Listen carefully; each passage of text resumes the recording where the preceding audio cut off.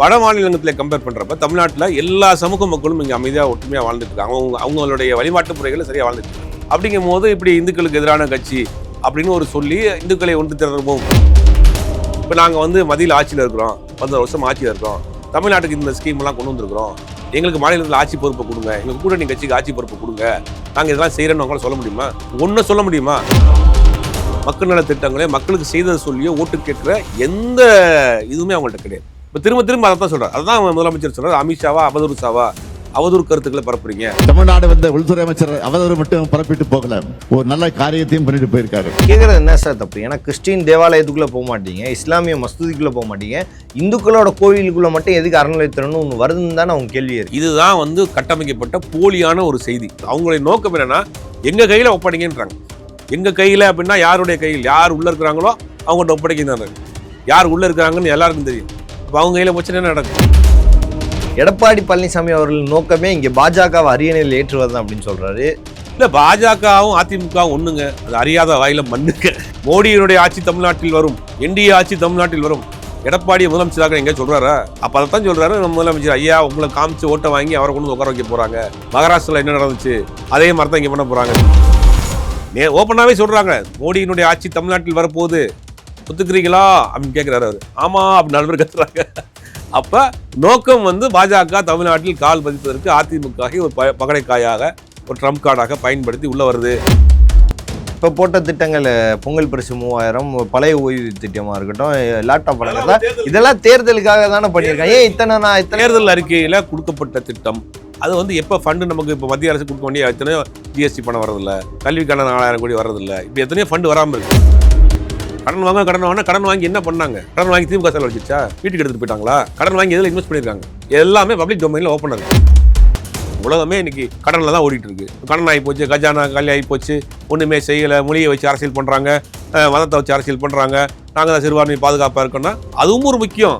அதை தான் இத்தனை வளர்ச்சி திட்டங்கள் இருக்கு. இதை பற்றி யாரும் பேச மாட்டேங்கிறீங்க. பிரைம் 9 தமிழ் நேயர்கள் அனைவருக்கும் வணக்கம். இன்றைய நம்ம நேர்காணல் நம்முடன் இணைந்திருப்பவர் பத்திரிகையாளர் ஜுபேர் அவர்கள். சார் வணக்கம். வணக்கம். அமித்ஷாவா அவதூறு ஷாவா? தொடர்ந்து தமிழ்நாட்டில் இந்துக்களுக்கு ஆதரவாக இருக்கும், எதிராக இருக்கும் அவதூறே அமித்ஷா அவர்கள் பரப்பிட்டு இருக்காருன்னு முதலமைச்சர் மு.க. ஸ்டாலின் அவர்கள் குறிப்பிட்டிருக்காரு. இதை பற்றி உங்களோட கருத்து என்ன? அமித்ஷாவா அவதூறு ஷாவா?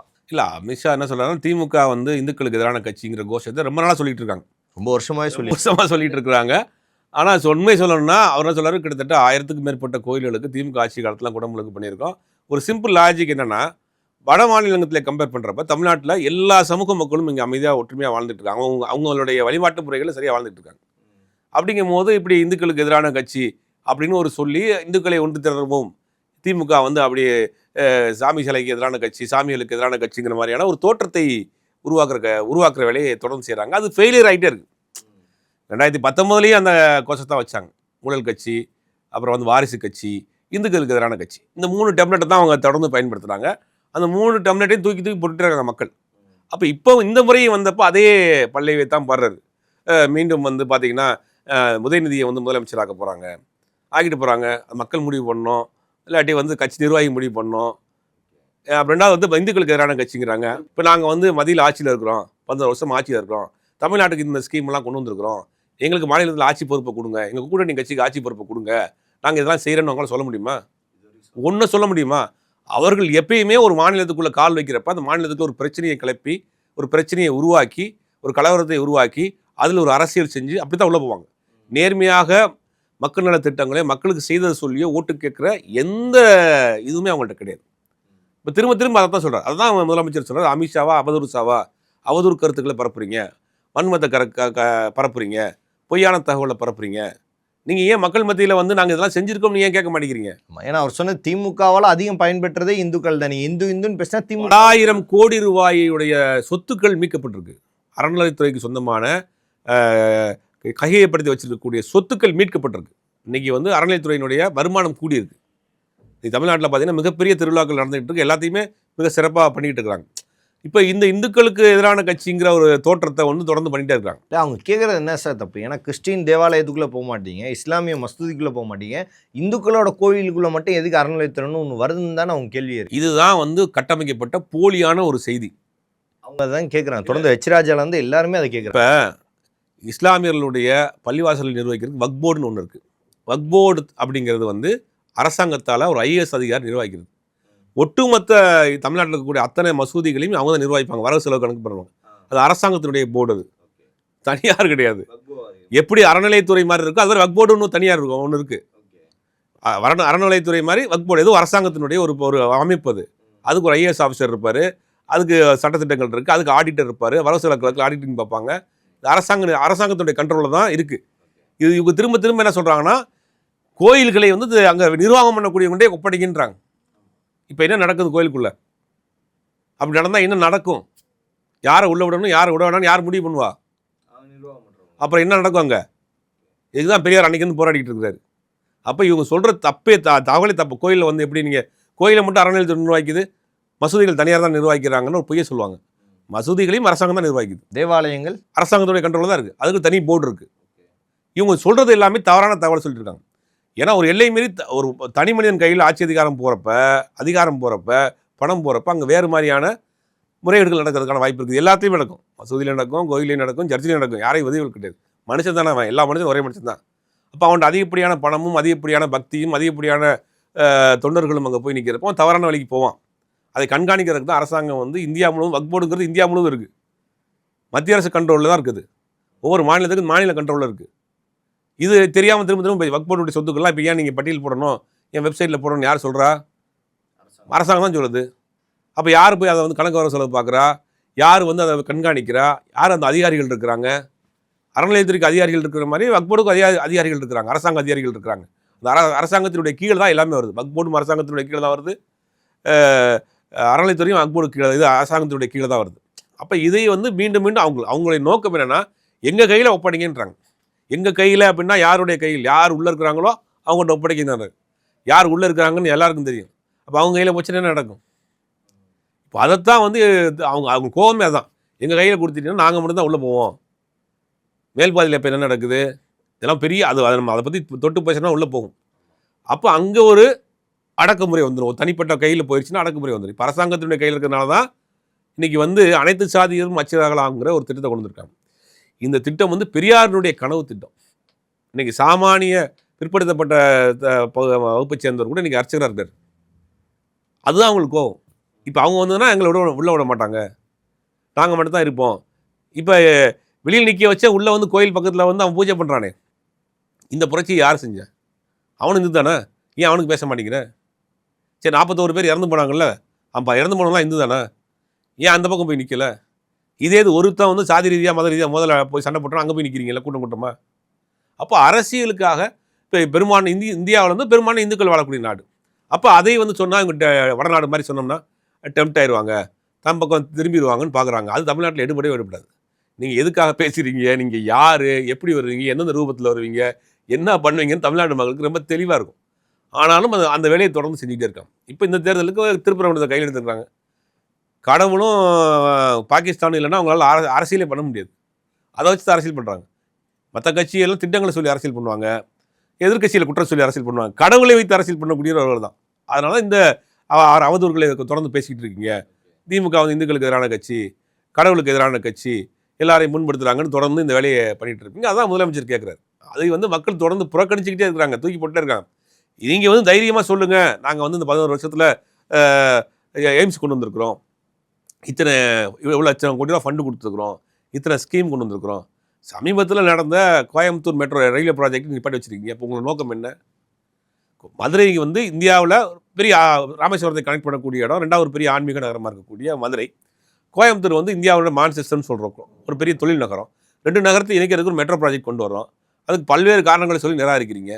நீங்கள் மெட்ரோ கொண்டு வந்து நாங்கள் தான் கொண்டு வந்தோம்னு சொல்லி மாறுதடி சொல்லலாம்ல, நீங்கள் ஏன் சொல்ல மாட்டேங்கிறீங்க? இங்கே வந்து அவங்க வந்து இதுதான் பேசுவாங்க, அவதூறுகளை மட்டும்தான் பேசுவாங்க. வளர்ச்சியோ கொண்டு வந்த திட்டங்களையே பற்றி பேசவே மாட்டாங்க எப்பயும். அப்போ அதை தான் இன்றைக்கி முதலமைச்சர் பேசியிருக்காரு. முதலமைச்சர் அவர்கள் இப்படி பேசிட்டாரு. பேசும்போது தொடர்ச்சியாக எடப்பாடி பழனிசாமி அவர்கள் நோக்கமே இங்கே பாஜகவை அரியணையில் ஏற்றுவது தான் அப்படின்னு சொல்கிறாரு. இல்லை, பாஜகவும் அதிமுகவும் ஒன்றுங்க, அது அறியாத வாயில மண்ணுங்க. ஏன்னா அந்த அம்மா இறந்து போனதுக்கப்புறம் அதிமுகவை முழுவதுமாக அவங்க கான்ட்ராக்ட் எடுத்துட்டு, அண்ணன் எடுத்துக்கிட்டேன், நான் சொல்கிறத மட்டும் செஞ்சு கேட்டு நடத்துங்க அப்படின்ற மாதிரி அவங்க மொத்தமாக குத்தகைக்கு எடுத்துட்டாங்க. குத்தகைக்கு எடுத்துட்டு விலைக்கு வாங்கிட்டாங்கன்னு வச்சுங்களேன். அந்த அதிமுக இன்னைக்கு பாஜக தான் வச்சுருக்கிறாங்க, அவங்க கண்ட்ரோலில் தான் இருக்குது.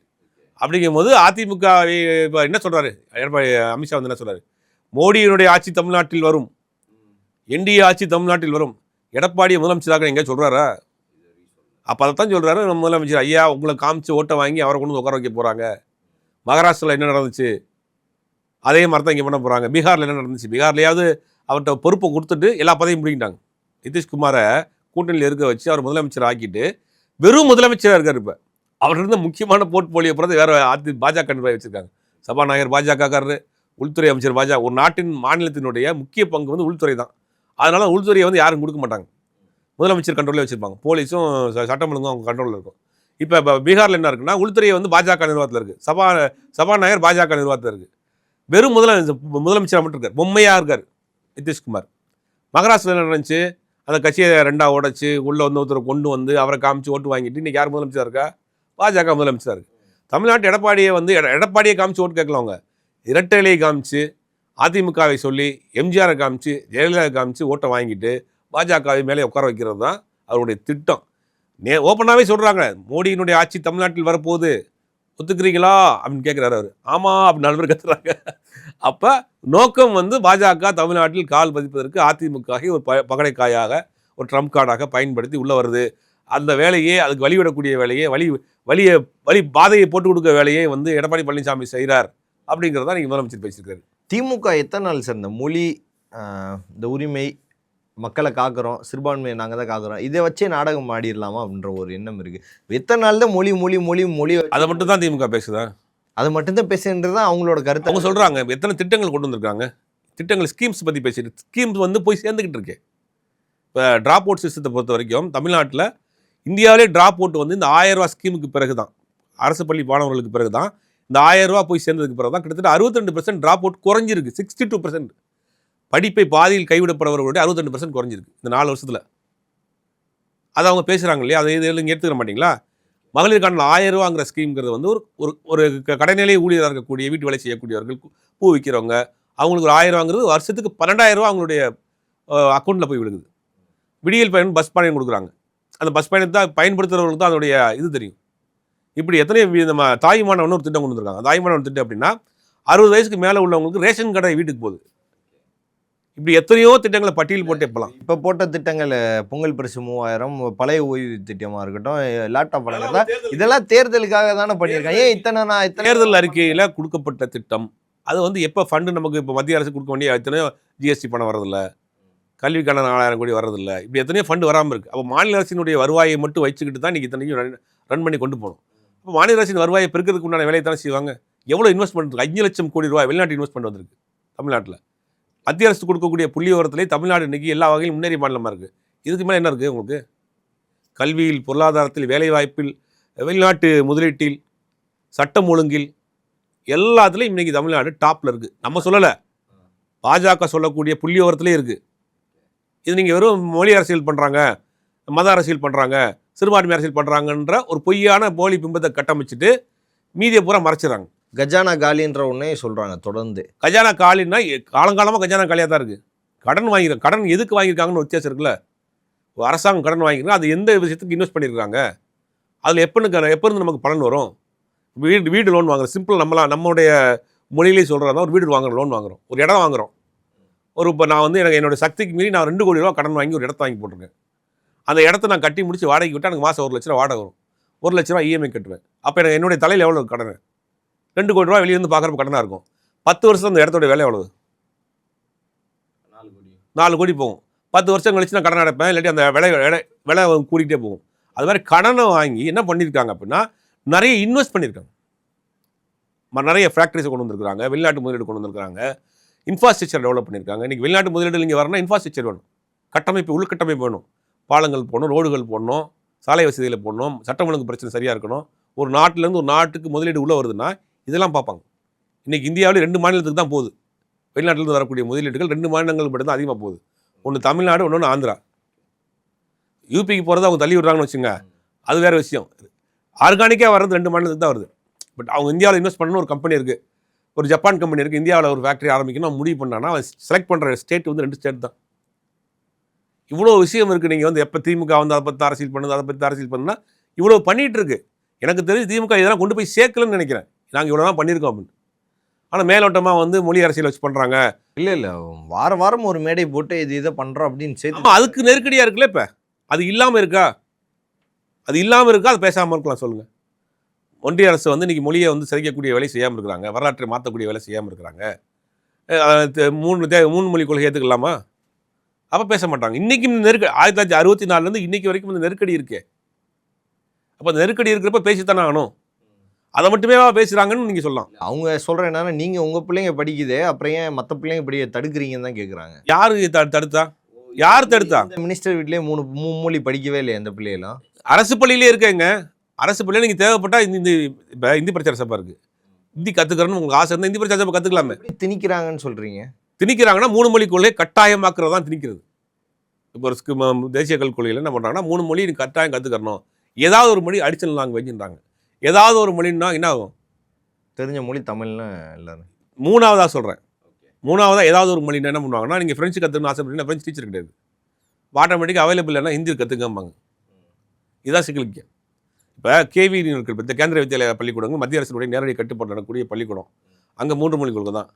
அங்கே மூணாவதாக இருக்கிறது தமிழ் மொழி. தமிழ் மொழிக்கு டீச்சரே கிடையாது. பெரிய போராட்டம் பண்ணதுக்கு பிறகு டெம்பரரி டீச்சர்ஸ் போட்டிருக்காங்க. இப்படி தான் திணிப்பாங்க. இது என்ன ஆச்சுன்னா, ஒரு மொழி அழிஞ்சிச்சுன்னா நம்மளுடைய வரலாறு அழிஞ்சு போகும். உதாரணத்துக்கு என்னன்னா, தமிழ்நாட்டை எடுத்துங்க. சிம்பிளாக சொல்கிறேன். ட்ராப் அவுட் மாணவர்கள் தமிழ்நாட்டில் இருக்காங்க. 5வது 6வது படித்தவங்க இருப்பாங்க, கூலி தொழிலாளியாக இருப்பாங்க, ஆட்டோ ஓட்டுறவங்களாக இருப்பாங்க. குறைந்தபட்சமாக அவங்களுக்கு ஒரு செலான் ஃபுல் பண்ண தெரியும் இங்கிலீஷில். தெரியுமா இல்லையா? ஓரளவுக்கு ஆட்டோ டிரைவர்கிட்ட நீங்கள் வந்து பேசுனீங்கன்னா, அவர் படிக்காதவர் இருந்தால் கூட ஒரு ஆங்கிலத்தில் ஓரளவுக்கு பேசி அவரை கன்வே பண்ணிடலாம். இதே வடநாட்டிலேருந்து வரக்கூடியவங்கள்ட்ட நம்பர்ஸ் கூட அவங்களால சொல்ல முடியாது. 10 rupees இருந்தால் கூட அவனுக்கு என்னன்னு தெரியாது. ஏன் அப்படின்னா, நம்ம இருமொழி கொள்கையை ஃபாலோ பண்ணுறோம். ஏன் ஃபாலோ பண்ணுறோம் அப்படின்னா, தமிழ் வந்து நம்மளுடைய தாய்மொழி, ஆங்கிலம் வந்து உலகத்தோடு தொடர்பு கொள்ளக்கூடிய மொழி. இந்த ரெண்டுலேயும் நம்ம ரொம்ப ஸ்ட்ராங்காக இருக்கிறோம். அதனால தான் நீங்கள் இந்தியாவில் உலகத்தில் இருக்கக்கூடிய டாப் 10 கம்பெனிஸ் இருக்கக்கூடிய முக்கியமான போஸ்டிங்கில் தான் தமிழர் இருக்காங்க. ஏன்னா நம்ம நேரடியாக உலகத்தோடு தொடர்பு கொண்டுருக்கோம், உலகத்தோடு போட்டி போட்டுக்கிட்டு இருக்கோம். அப்போ ட்ராப் அவுட் குறைஞ்சிச்சு. ட்ராப் அவுட் இருந்தாலும் கூட குறைந்தபட்சம் எழுத படிக்கவா தெரியும் அவங்களுக்கு. இப்போ 3 மொழி கொள்கைன்னு வச்சுங்களேன், தமிழ் அடுத்து ஹிந்தி. அப்போ என்ன செய்வாங்கன்னா, குறைந்தபட்சம் எழுத படிக்காத கற்றுக்கப்பா அப்படின்னா, நீங்கள் எதை எழுத படிக்க கற்றுக்குறீங்க? ஹிந்தி எழுத படிக்க கற்றுக்குறீங்க. அப்போ தமிழும் போயிடும், இங்கிலீஷும் போயிடும். இப்போ இவ்வளோ சிக்கல் இருக்குது. அதனால தான் வந்து இது வேண்டாம் அப்படிங்கிறது அன்னைக்கு இருந்து இன்றைக்கி வரைக்கும் எடுத்துக்கிட்டு இருக்காங்க. இது வந்து சாதாரண மொழி பிரச்சனை மட்டும் கிடையாது. இது ஒரு பெரிய வரலாற்று திருப்பி நடந்துருவது. அதை ஒரு பாட்டாக தான் பண்ணுறோம். அதை ஒரு பாட்டாக கை எடுத்துருக்காங்க. அதை தாண்டி அதுதான் பெருசாக எல்லாமே பேசும். ஹிந்தி நான் சொல்கிற இவ்வளவு திட்டங்கள் மாநில அரசு செஞ்சுக்கிட்டு இருக்கு. இத்தனை வளர்ச்சிகள் இருக்குது. இது எல்லாமே மத்திய அரசு கொடுத்த புள்ளி உரத்தோடு இருக்குது. இதை பற்றி நீங்கள் ஏன் பேச மாட்டேங்கிறீங்க? இதை போராட்டத்தில் இதை பற்றி பேசினா சுய விளம்பரம் பண்ணுறீங்கன்னு கேட்பீங்க. இப்போ SC/ST மாணவர்களுக்கான ஒரு ஃபண்ட் அலாட் பண்ணி ஹையர் எஜுகேஷனை வெளிநாட்டில் படிக்க வைக்கிறாங்க. போன ஆட்சி காலத்தில் 4 கோடி ரூபா அந்த ஃபண்ட் அலாட் பண்ணி அதை பயன்படுத்தாமல் திருப்பி அனுப்பப்பட்டது. இன்றைக்கி கிட்டத்தட்ட 126 பேர் படிச்சுட்டு இருக்காங்க ஸ்காலர்ஷிப்பில் ஹையர் எஜுகேஷன் வெளிநாட்டில். இது நீங்கள் நான் முதல் திட்டத்தில் இந்த ஸ்போர்ட்ஸில் டேலண்டான பிள்ளைங்களை தேர்ந்தெடுத்து உலகம் முழுக்க போகிறாங்க. நீங்கள் ஒன்றும் இல்லை, நீங்கள் கேமரா எடுத்துகிட்டு போங்க. தமிழ்நாட்டில் ஏதாவது ஒரு கவர்மெண்ட் ஸ்கூலில் உள்ள போய் பாருங்கள். இன்ஃப்ராஸ்ட்ரக்சர் மட்டும் முதல்ல பாருங்கள். கவர்மெண்ட் ஸ்கூலாக ப்ரைவேட் ஸ்கூலாக தெரிஞ்சு போகிற அளவுக்கு இன்றைக்கி வந்து கல்வி கட்டமைப்பில் உயர்ந்து நிற்கணும். மருத்துவ கட்டமைப்பு, இந்தியாவினுடைய பிரதமர் மோடி அவர்களுடைய சகோதரர் இங்கே வந்து ட்ரீட்மெண்ட் பார்த்துட்டு போகிறார். குஜராத்லேருந்து ஒரு டீம் வந்தாங்க, தமிழ்நாட்டினுடைய மருத்துவ கட்டமைப்பு பார்த்துட்டு வந்து ஒரே ஹாஸ்பிட்டலில் இத்தனை இருக்கான்னு பார்த்து மிரண்டு போய் போனாங்க. எத்தனையோ ஸ்கீமை சொல்லிகிட்டே போகலாம். டெல்லி இங்கேருந்து பார்த்துட்டு போய் தான் அந்த காலை உணவு திட்டத்தை ஆரம்பித்தாங்க. நம்ம கொடுக்குற 1000 ரூபாய் பார்த்து தான் பாஜக அதை காப்பி பண்ணி இந்தியா முழுக்க கொண்டு போய்கிட்டு இருக்காங்க. அப்போ ஸ்கீம்ஸ் போகுது, மக்கள் நல திட்டங்கள் போகுது, மாநிலம் வளர்ச்சி அடைஞ்சிட்டு போகுது, கல்வியில் வளர்ச்சி அடைஞ்சிட்டு போகுது, பொருளாதாரத்தில் வளர்ச்சி அடைஞ்சிட்டு போகுது, வெளிநாட்டு முதலீடுகள் வருது, மருத்துவ கட்டமைப்பு உயர்ந்துட்டு போகுது. இதெல்லாம் ஏன் பேச மாட்டேங்கிறீங்க? கடன் வாங்கி என்ன பண்ணாங்க? கடன் வாங்கி திமுக செலவழிச்சிச்சா? வீட்டுக்கு எடுத்துகிட்டு போயிட்டாங்களா? கடன் வாங்கி எதில் இன்வெஸ்ட் பண்ணியிருக்காங்க? எல்லாமே பப்ளிக் டொமைனில் ஓப்பனாக இருக்குது.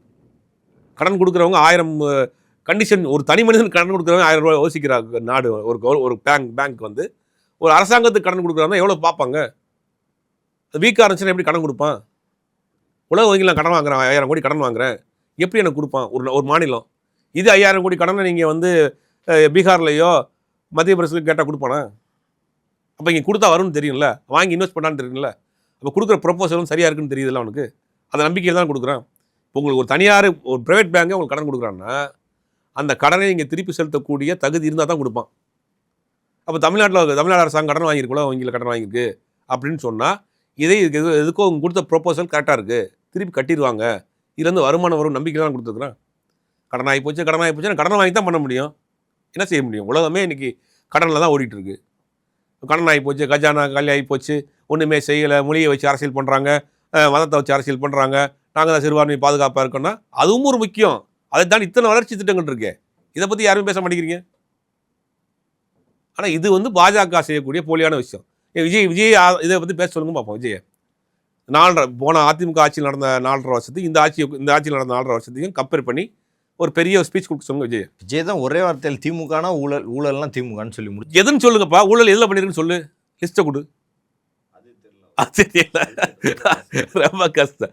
அப்போ இது ஒரு ஒரு ஒரு ஃபார்மட்டான ஒரு டெம்ப்ளெட், அதை வந்து தூக்கிட்டு வர்றாங்க, அவ்வளோதான்.